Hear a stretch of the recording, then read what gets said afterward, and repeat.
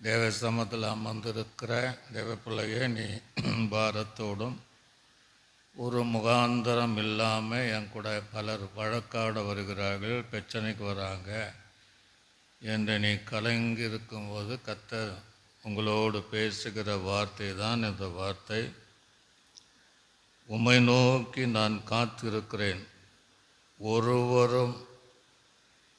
ஒருவனும் வெட்கப்பட்டு போகாதபடி செய்யும். முகாந்தரம் இல்லாமல் துரோகம் பண்ணுகிறவர்கள் வெட்கப்பட்டு போவார்கள். முகாந்தரமே இல்லை. சண்டையிடுவதற்கும் வழக்காடுவதற்கும் நம்மை நெருக்குவதற்கு எந்த முகாந்தரம் இல்லாமல் நிறைய பேர் உங்களை சுற்றி எழும்பினாலும் அவர்கள் வெட்கப்பட்டு போவார்களாக. ஏன்னா உம்மை நோக்கி காத்திருக்கிற ஒருவரும் வெட்கப்பட்டு போகாதபடி செய்யுங்கிறார். தேவ சமூகத்தில் காத்திருக்கிற நீங்கள் ஒரு காலம் நீங்கள் வெட்கப்பட்டு போக மாட்டீங்க. முகாந்தரமாக எந்த காரணம் இல்லாமல், எந்த சூழ்நிலை இல்லாமல் உங்களுக்கு எதிராக எழும்புகிற அந்த கூட்டத்தை வெட்கப்பட்டு போகப்படி செய்வார். அடுத்த வசனத்தில், உன் கர்த்தாவே உம்முடைய வழிகளை எனக்கு தெரிவியும், உம்முடைய பாதைகளை எனக்கு போதித்தள்ளும் என்று சொல்கிறார்.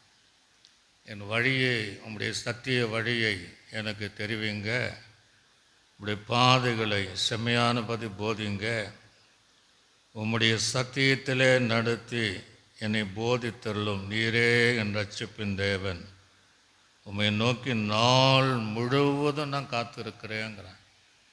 அப்படிப்பட்ட ஜனத்திற்கு விரோதமாக முகாந்திரம் இல்லாமல், காரணம் இல்லாமல் யுத்தத்துக்கு வருகிற, சண்டைக்கு வருகிற அந்த ஜனங்களோடு கர்த்தர் யுத்தம் செய்து, நீங்கள் கர்த்தருக்கு காத்திருப்பதனாலே உங்களை வெட்கப்பட்டு போகாமல் செய்து, அவர்கள் வெட்கப்பட்டு போக செய்கிற தேவன் உங்களை சத்தியத்தில் அவருடைய பாதையில் நடத்தி போதித்து நடத்துகிற தேவன் நம்முடைய தேவன்.